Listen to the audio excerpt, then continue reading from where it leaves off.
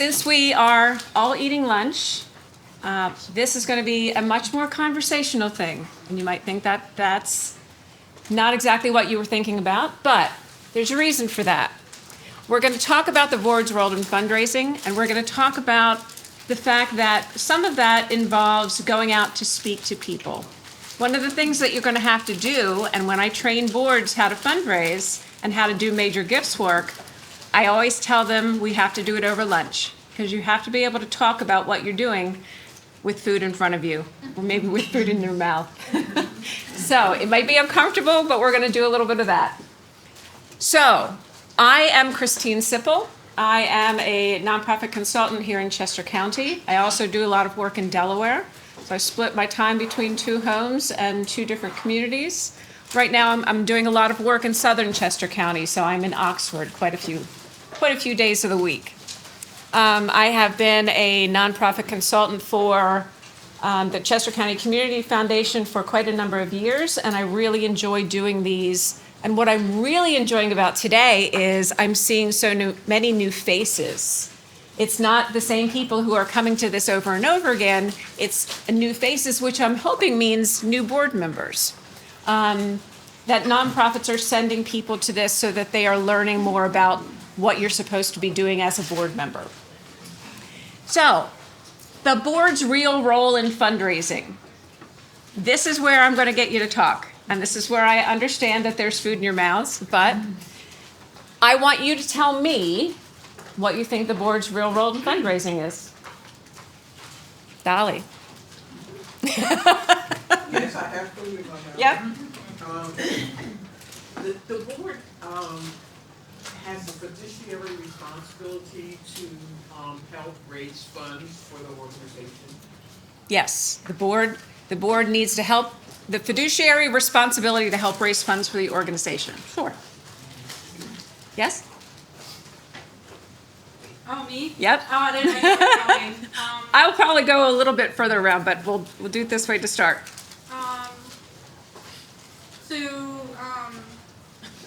Yes, market the organization and ensure that the organization is around for years to come. Yes, market the organization and make sure that it's around for years to come.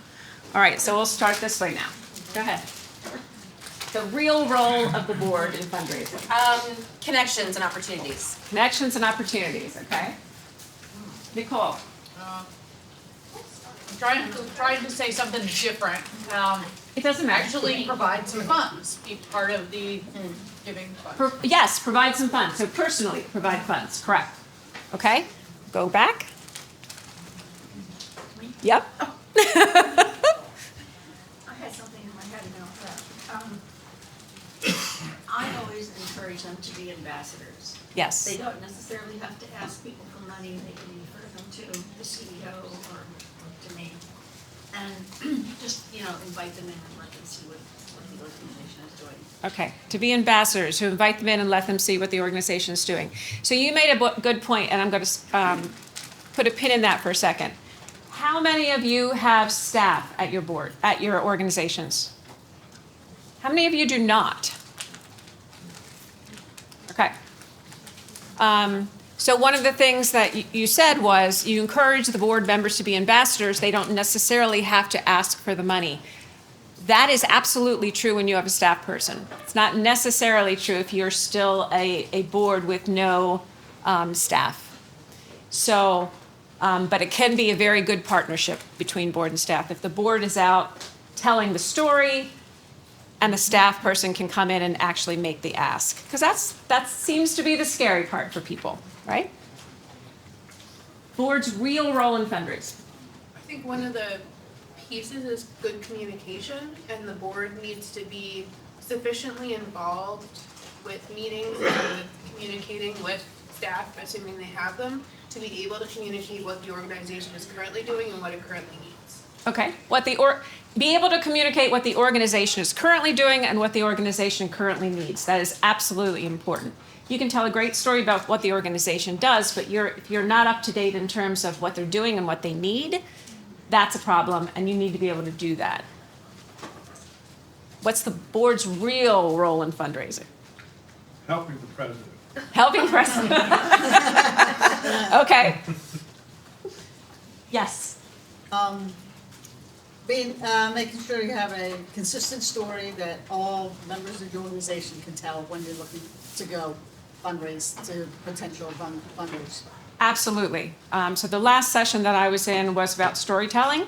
Incredibly important to have a consistent story that you are out there talking to the community about what your organization is doing. Very important, especially if you're doing something like a capital campaign and somebody comes up and asks you a question. You want to make sure that if they're asking a question of this board member and this board member, you're getting a similar answer. Because if you're not, what happens? They're not gonna give. I'm sorry? They're not gonna give. Well, they're not going to give, but it degrades trust of the organization. So a consistent story is really, really important. Okay. The board's real role in fundraising. Samantha, anything? Yep. Sorry, I thought you were looking behind me. I would say that making sure your asks align with your mission. Yes, making sure that your asks align with your mission. Absolutely true. Has anybody ever heard the term mission drift? So it can happen that people see, oh, there's this wonderful big grant out there. Let's go for that. That's great. Does it actually impact what you do? Is it in alignment with what your mission is? Or will it allow your organization to sort of move over to follow the money? It's really important that a board keeps the organization on track. Of course you need money to operate, but you have to keep your mission foremost in mind. I worked at an organization where they actually had the mission printed on a big poster, and they put it up at every board meeting so it was in front of people. That same organization had little business cards for board members, where on the back you had your mission. So it was always front in mind in terms of when you were out there, when you were talking to people, and when you were in the boardroom making the strategic decisions that you make. All right, board's real role in fundraising. It was a title, a strange title, and I thought people are going to have very different ideas about what that is. Go ahead. You're looking at me. Yes, I'm sorry. Laura. Laura. The bottle was in the way. Everyone, again, I'm trying to come up with something new. And this is very soft, but even if I'm in a social situation and people want to know more about, oh, what are you up to? What are you doing? I try to mention that, oh, I'm on the board of Jenkins. Oh, what's that? And I talk about it, and I always use the key words to explain why Jenkins needs volunteers and board members and donations. Okay, so that's part of being an ambassador. We're all very busy in our lives. A board may be just one part of what we do, but it's very important to, as a board member, you're out there talking about your organization. Karen. Cultivating relationships. Cultivating relationships, absolutely. So cultivating relationships could be with a donor. It could be with a nonprofit that does similar work that you do. It could be with businesses in town. You never know what kind of connections you're going to be making. So cultivating relationships will lead to other relationships. Yes. Paula. I think it's about, excuse me. Put me on the spot. I think the board member is most often expected to bring a lot of the connections to the money folks and then actually be able to make that ask as well. I think that's true. And I think it depends on what kind of organization it is and what kind of board it is. I do have to say that I work with small and mid-sized nonprofits. I work with the little guys. I work with the folks that really don't have the resources to do that, and they come to me and they say, we don't know anybody with money. How do we do this? So I think part of it is everyone knows someone who knows someone, and you start with the relationships that you have, and you go from there. And I didn't realize you were Paul, and that's Paula. So I'm sorry. No, that's perfect. That's perfect. All right. Anybody else, rather than go all the way around the room, is there anybody else who had something in mind when they saw the board's real role in fundraising? Yes? To support development, marketing, wherever they have gaps, try to help fill those gaps. Okay. To support the organization wherever they have gaps in development and marketing. All right. So, a little bit about how I started in development. I was brought into an organization in Westchester, knew nothing about development, told the people who hired me that, and I was actually working with Robbie Healy, and she said, "Don't worry, I'll teach you." In that organization, the board, the organization had been around for 150 years, but the board literally folded napkins and took people on rides in the country. So we were there at a time when the board moved from, I guess, an operating board to a board that raised money. And we did have people stand up the first day that we introduced ourselves and said, "If you ask me to raise money, I'm out of here." How many people in this room are comfortable asking for money? Okay. How many people are really uncomfortable with that idea?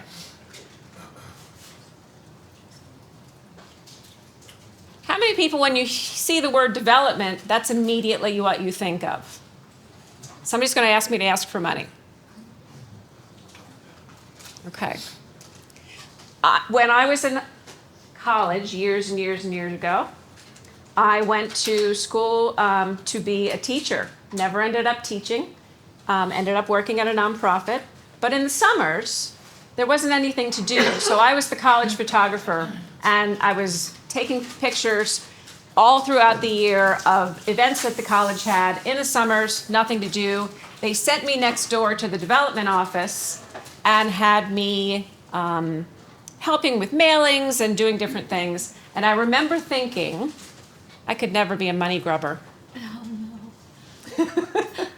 And in my mind, I equated fundraising and development with just simply the act of raising money or asking for money. And that's not it. If you look at a circle in terms of what the pie of development is, the ask is a very, very small piece of that pie. A lot of it is making the connections. A lot of it is telling that story. A lot of it is telling the story of what your organization does really well, and how that connects the people. It's putting the puzzle pieces together. Okay, let's go in to board responsibilities. 2 responsibilities really impact the board in terms of what their job is for development. Ensure adequate resources for the organization. If the organization doesn't have enough money to run, it folds. So you have to make sure that the organization is getting the adequate resources. That's not always necessarily money. That could be people resources. Now you need money to bring the people in. So it is money as well. But you want to make sure that they have the resources, whether it is the tools in terms of the people, whether it's the tools in terms of how you operate to operate the organization. And enhance the nonprofit's public standing. So that is part of the ambassador thing that people have talked about. You want to make sure that you're going out there talking about the organization in a consistent manner. People mention that too. You're enhancing the nonprofit's public standing by saying, this is what we do well, and having a consistent message so people aren't getting confused when they're hearing from this board member or this board member and you're hearing 2 different stories. Always making sure that everyone on the board is on the same page is incredibly important. So the folks who had who went to Connie's session on developing a development plan, I look at this as 3 layers. How many of your organizations have strategic plans? Okay. How many of them do not? Okay. So there's either a strategic plan or there's something in place in terms of you know where you want to go, correct? You know what direction you want to go in, maybe? Bill's saying maybe. Okay. All right, so what happens is, in general, you work with your board and you develop a strategic plan. That says, within the next, I'm going to step back. Generally, strategic plans happen and you do a 5-year plan. In my mind, the world is moving so fast, that's too long. So a 2-year plan, a 3-year plan, maybe, depending on what you're doing. But within that 3-year plan, you're going to say, okay, this first year, we want to accomplish this. From that strategic plan, you develop your budget for the next year, right? So you say, I want to accomplish this, it's going to cost this, it's going to take these resources to make this happen. Okay, that's layer 2. Layer 3 is your development plan. How am I going to find those resources to make that happen? So you've got your strategic plan, you know what you want to do the next year ahead.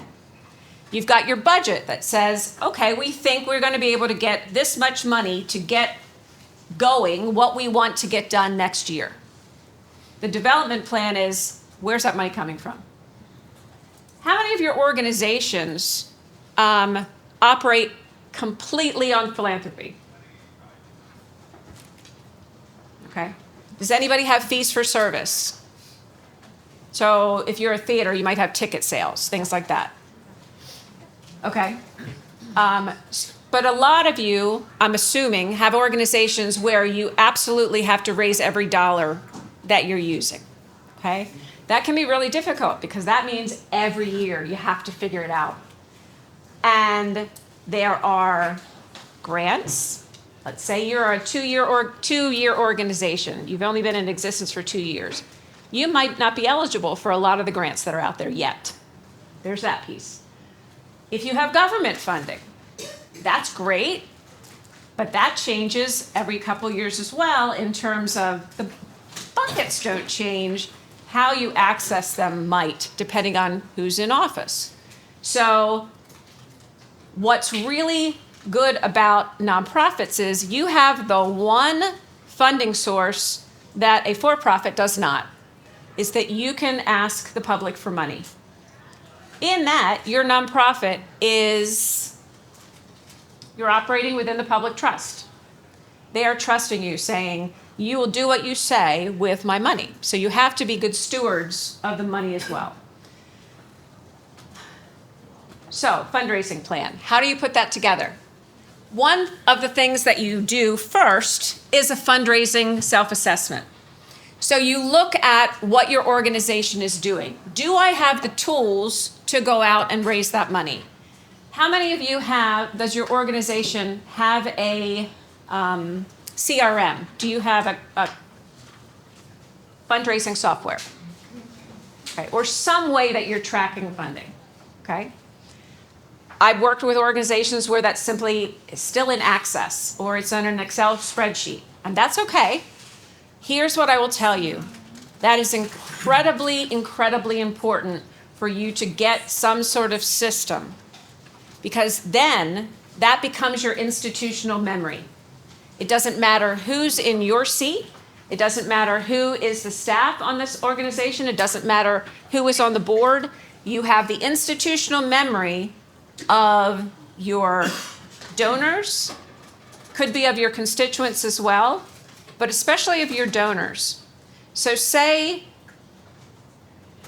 your organization changes over, and then you get a new executive director, and the entire organization's new, and there's no organizational memory somewhere of who was given to you in the past. Are you going to upset a lot of people? Are you going to lose out on a lot of funding? I can't stress how important it is enough. That becomes your institutional memory, and basically you're another person. There are really inexpensive options out there, but I think it's something that if you don't have it, you should look into. And if you have some questions about what some of those options are, you can email me and I'll send you some options. Prioritize organizational needs. So you have your strategic plan. It's really easy to say, hey, I want to serve this population. This is what I want to focus on. But then you have to drill down, what are you going to do this year? What is really possible this year. So you have to prioritize what you're going to need to make your mission happen. From there, prioritize your funding needs. So, an example. We talked about grants. Same is true for actual individual people. People will give you money. Once they know you and they trust you, they'll give you unrestricted money. And that's the best kind of money. You got to keep the lights on. You know, you have to do these very unsexy things of fixing a roof or whatever it is, but keeping the lights on. However, before they know you, can you take that budget, the budget that you already have, you already know you're going to spend this money, and can you put it into buckets that make sense to people? So say you have an operating budget, and most of your operating budget is that half-time staff person you had. That's honestly your biggest expense, okay? Your other piece is keeping the lights on piece. It's the utilities. How do you take that looks to you like something you can't fundraise for and put it into buckets that make sense to donors? Well, say you're an organization that does this much. You take your executive director. They spend this much time doing programs with kids. They spend this much time doing programs out in the community. They spend this much time giving out food to people who need it. Those are 3 buckets. So you develop a bucket that's around the education. You develop a bucket that's around the food delivery. And you create programs that have numbers attached. Then you do a description for that particular program. And that's what you put out into a grant application or when you're talking to a donor. Identify target donor constituencies for each funding need. So again, say you're doing the part where you're giving out food to needy families. There are organizations that simply focus on food. There are organizations that simply focus on education. Whatever it is, you're going to find somebody who has that particular interest, whether it's a foundation or it's a person, and you're going to be able to match them. Back when I had been doing development for 3 months, my brother came to me and said, would you help me? I know you're doing fundraising now. Would you help me with this capital campaign for a firehouse? So I did, and we raised the money and we built the Goodwill Firehouse in Westchester. But during that, I knew nothing in terms of what I could and couldn't do or what I should and shouldn't say. And so I had asked somebody who I knew had money and had never given away enough money. This is where you should be looking at people's 990s, like foundations 990s, because there are foundations that don't give away enough money each year, and so they have to give it back to the government. I found one of those, asked for $50,000, knew that person was within the range of the fire company so that if that person's house burned down, the fire company would be there. Got the person to the firehouse. So I'm standing here with this gentleman. The fire guys are standing in the back talking about all their toys and why this is important to have a new firehouse. And the gentleman said, well, how would $200,000 do you? And the look on the guys' faces. I was in. Before that, I had been doing a lot of data entry and I thought, okay, development's not for me. But I was in because I realized that it's not this, I'm here gonna be a money grubber. No. It's you're making things happen in the community with people who want to make things happen. The fire guys, they wanted to run into burning buildings. They were terrified to ask for money. This gentleman wanted to make things happen in the community, and he had the means to do that, and we put them together. It's these puzzle pieces. It's these connecting people in the community, and how can you as a board member figure out how to make some of those connections, and because we all want to do good. So how can you be that ambassador who's making those connections and putting those puzzle pieces together? Implement, review, and evaluate and update everything that you're doing. So if you're doing an event every year, So say you are a new organization and the only way that you're raising money every year is one big event that brings in $50,000. And that's all you need for right now. But you've been doing it for 5 years and you're starting to get less and less people come. Do you have something in place for you to evaluate what you've done and change it if need be? How many of you run nonprofit events? Or help run nonprofit events? How many of you look at them when the event is done and say, how did we do? What can we do differently? Do we still need to be doing this? Here's where we talked about putting things in buckets, prioritizing the funding needs and clarifying the case for giving. So offer donors a buffet of options so they can select what's right for them. The one thing where this makes a lot of sense is everybody gets asks in the mail and they see an envelope, right? On that envelope, it'll say, this gift needs to go towards this. I'm putting this towards this, okay? On that envelope, I would recommend anybody in this room, if you're helping to design that you would put wherever needs are greatest.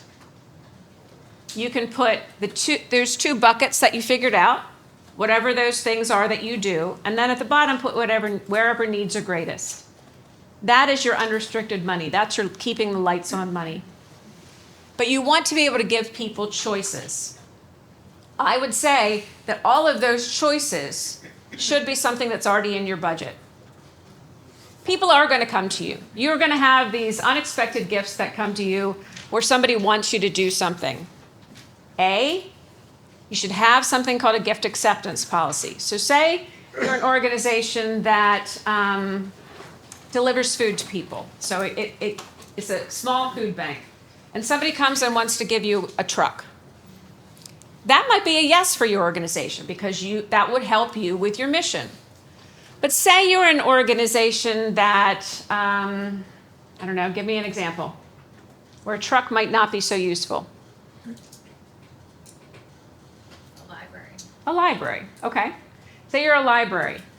If you have a gift acceptance policy that says any gift that comes in of a thing that's over a certain amount of money, it has to go back to this committee to look it over.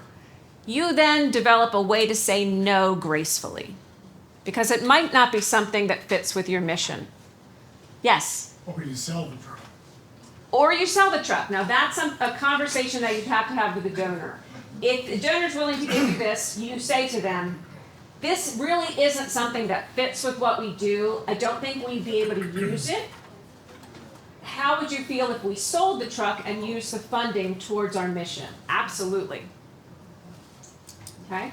So when you're putting those buckets together, what is the need to be met? So if you're going out and you're asking somebody for,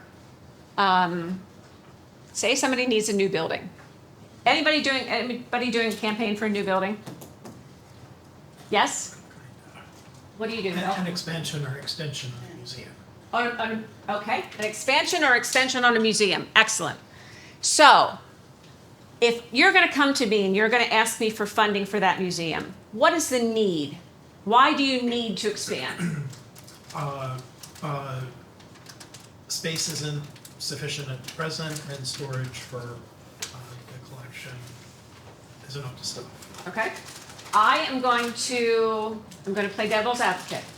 Now, to be really open and clear, I'm running a museum in Oxford at the moment, so I get it. But let me play devil's advocate and be somebody else. Why would I care about storing dusty old stuff? Okay, so? Then lots of people don't, but the museum exists for exactly that reason. It's in our mission.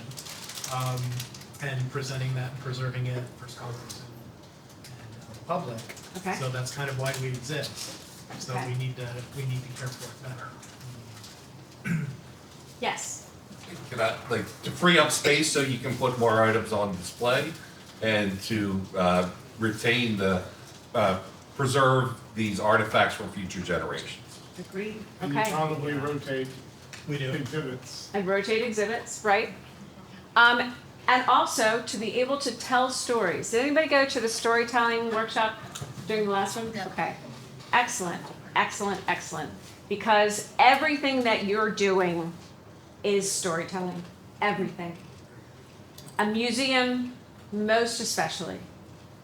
You are telling stories for future generations by keeping and stewarding these artifacts. You are telling stories about how things existed in the past and how people interacted with their worlds in the past that help people in your community understand their community better. I think what you have to do is figure out who you're talking to and what resonates with them. So when you have conversations with people, it's really, really easy for all of us who work in nonprofits to stand there and talk about our missions. Really easy. But you need to be able to listen. You need to be able to ask questions. And once you ask the questions, you need to be able to shut up and listen, and that is the hardest thing. If you know you're going out and you're asking for money and you know you need this for your nonprofit to keep going, it's really, really hard for you to stop talking. But you need to do that. Go out and find out what's important to them, because there could be a piece of Bill's mission that resonates with them that he wouldn't have known if he was just talking about what the organization needed and didn't listen to what was important to them. How's your nonprofit going to meet that need? So make sure that you're talking to the public about the way that you have a solid plan for meeting your goals. So again, if somebody, I'm sorry, Bill, that I keep picking on you, but if somebody is coming to you and they're saying, I'm going to do an expansion, and a savvy funder is going to say, how are you going to maintain that? You have to have a solid plan in place to make sure you're telling your funder you're not throwing your money into a black hole. Does that make sense? So make sure before you go out to talk to people, you have your ducks in a row in terms of practicing. Go and practice with 2 board members are here, and they're going to practice with each other. You're going to be the donor, you're going to be the person making the ask, and you're going to have some hard questions for her, because you want to make sure you're thinking about what is the public going to think? What are they going to ask? And how are we going to respond? And by doing that little practice session, you are so much better prepared to go out and talk to people who have questions. Whereas if you didn't practice and people have a question and you have a blank look on your face, or you look like a deer in the headlights, it's going to erode some of that trust, and they're not going to give to you, right? Okay, who else is involved? So, again, public trust. Are there other partners that you can point to, whether it's a partner who's helping with similar work that you do some programs with, or whether it's someone who's already funded you that you can point to and say, these people believe in us, I hope you will too. So that's really important in terms of who else is involved. What do you need from me, the donor? How do I fit in? Do you just want my money? Is this just a transaction? Or have you cultivated this person so that they have a sense of who you are and how they fit?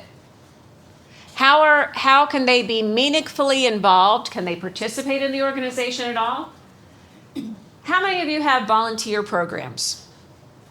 Okay. The best way to find both board members and donors is through your volunteer program, because they're already invested in what you do.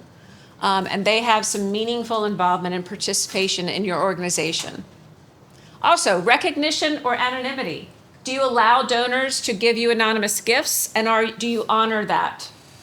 Do you have recognition opportunities? So again, if you're building a building, can I get some recognition for that? Are there places that I could have my name on the building? Not Chester County. Sometimes people want to do that, sometimes they don't. It depends on the culture. It depends on the culture of the person who you're talking to. Some people really like their name on things. Some people don't want anybody to know that they gave you money. So make sure that you're having those conversations and then you honor it either way. And how will we know what we have accomplished, what we aim to do? Building a building, that's easy, right? You know, there's the building. It's done. You drive past it, it's pretty. What about if you're a food bank? How do we know when we've accomplished what we aim to do, and how do we communicate that to people? How are your organizations communicating that you've successfully achieved what you wanted to do? Anybody send out? Yes. By how much you're distributing to those that need it, how many partners you have that you're distributing to so they can distribute it. Right.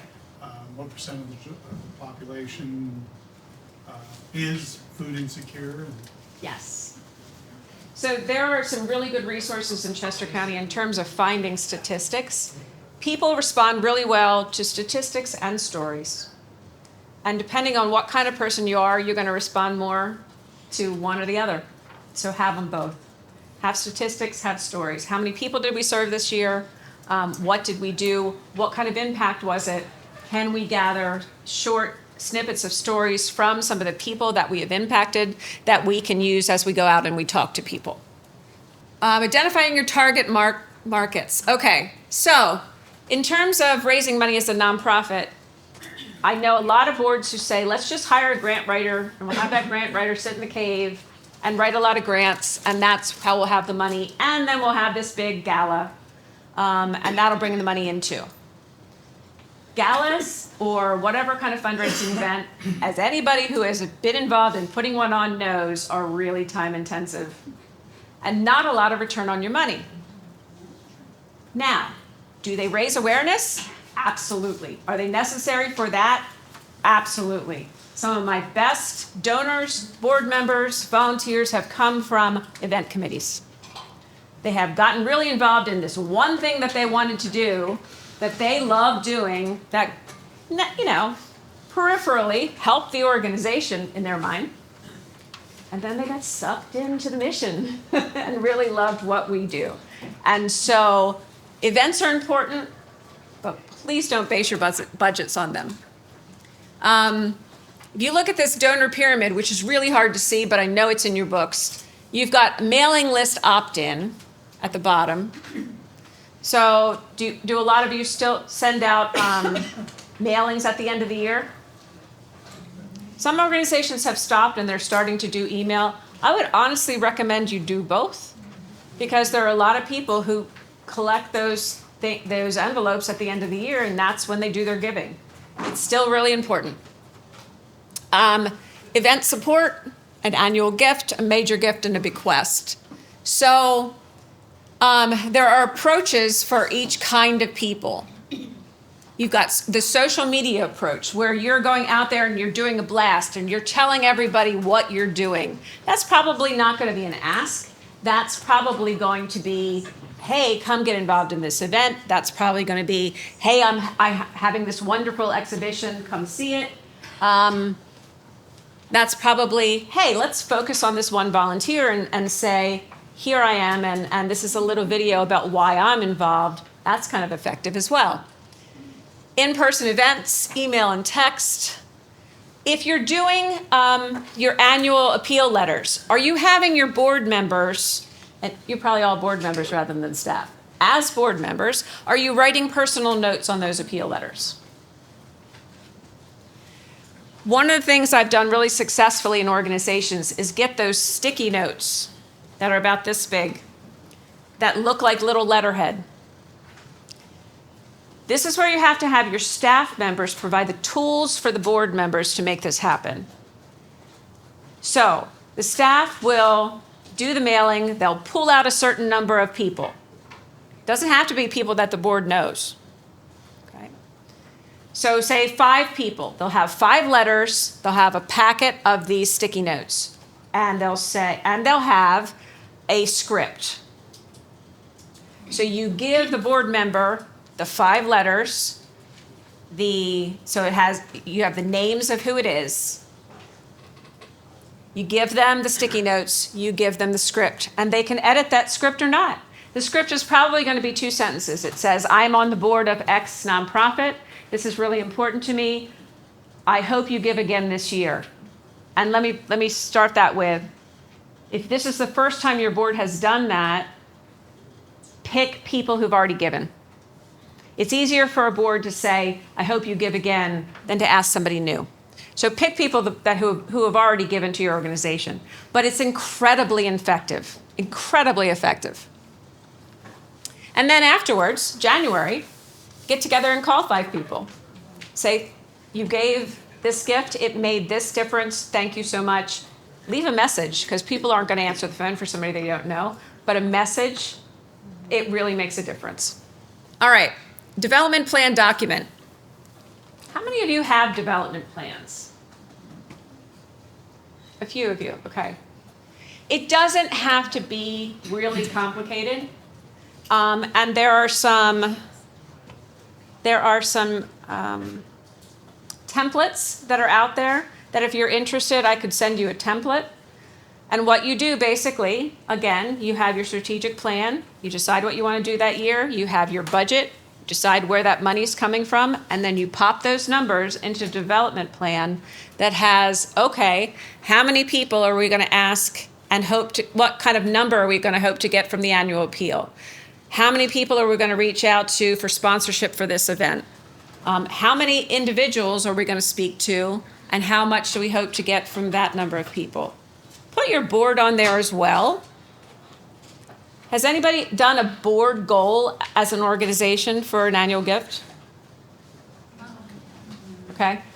That can be kind of scary. I mean, we don't talk about money as a culture. We really don't.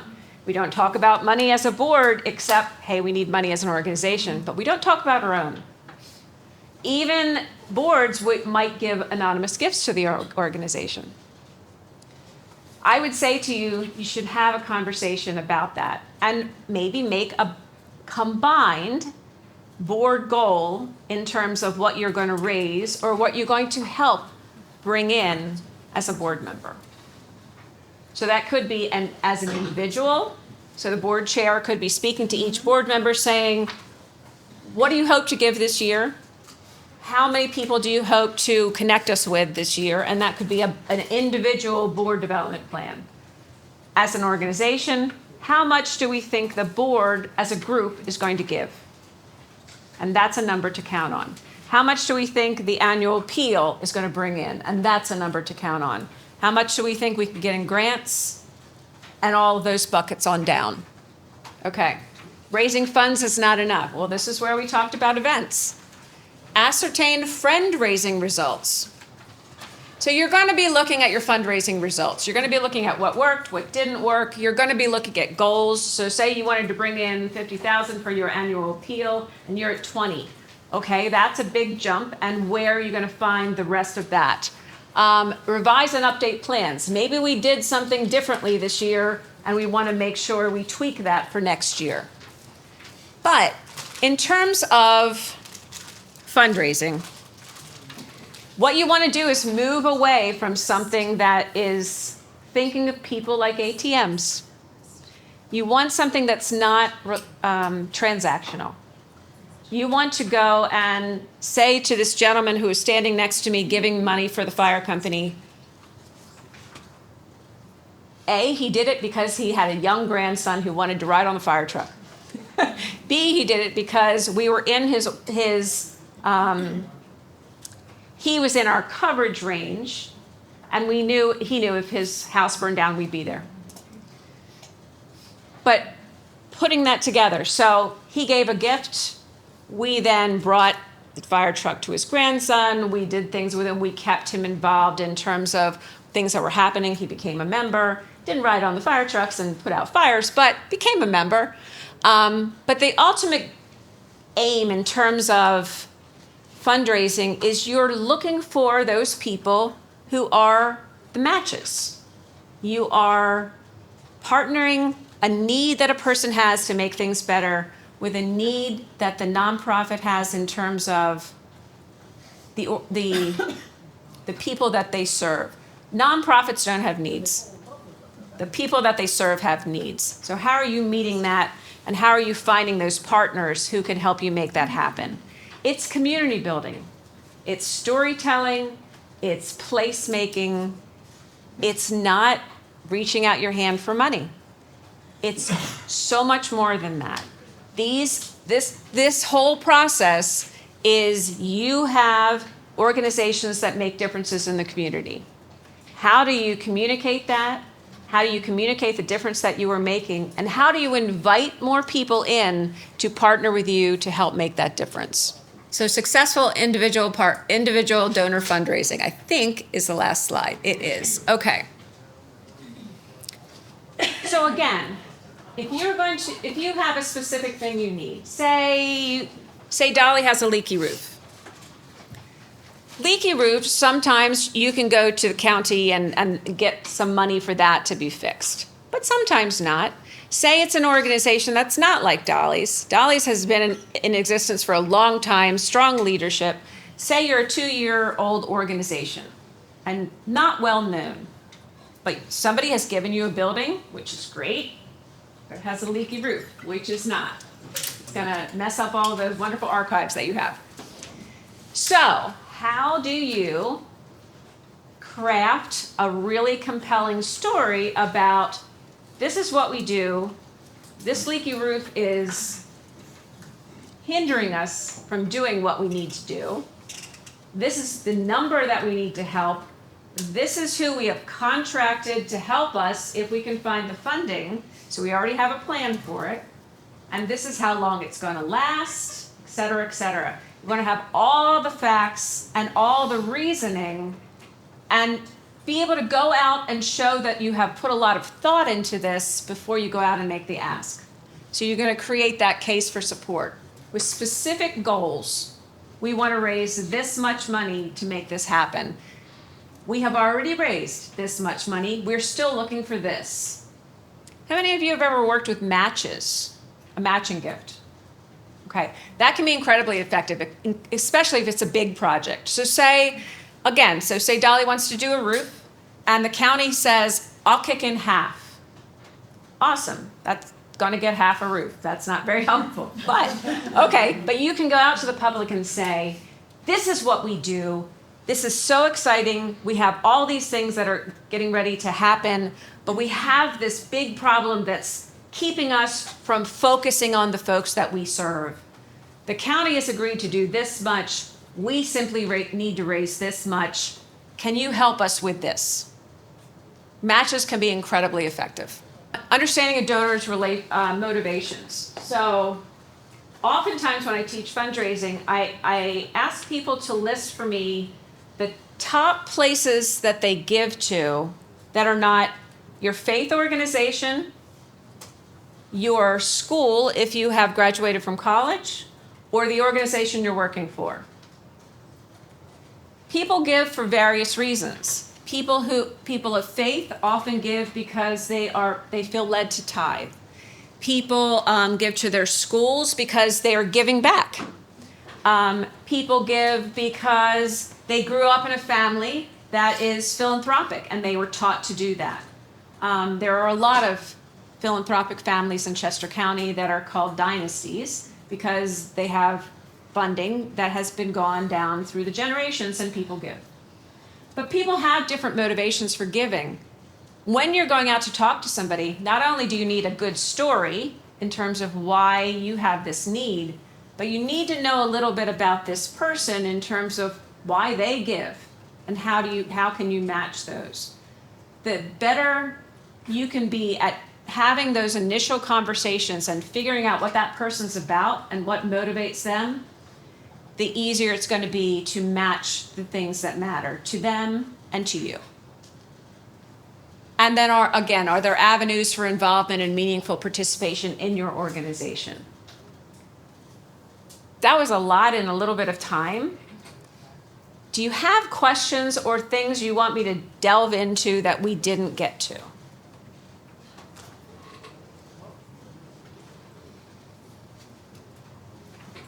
Out of all of that,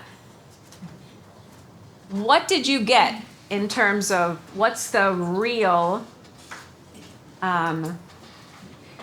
board's real role in fundraising? Paola. Just connecting the people with have the resources to the people in what is in their heart to the people that really need them. Correct. If you, and I don't think the slogan's on here, is it? The slogan for the Community Foundation, connecting, say it again, on the front page. Care with causes that matter. There it is, okay. Connecting people who care with causes that matter. That's the real role of a board in fundraising. Thank you so much. Thank you.